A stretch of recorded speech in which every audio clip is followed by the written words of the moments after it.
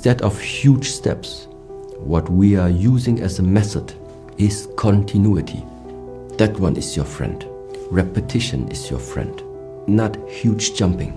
It is the repetition of things that starts to embody something inside of you. But ultimately, it's repetition. Instead of huge steps, what we are using as a method is continuity.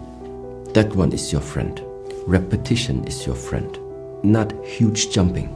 It is the repetition of things that starts to embody something inside of you. But ultimately, it's repetition. Instead of huge steps, what we are using as a method is continuity. That one is your friend. Repetition is your friend. Not huge jumping.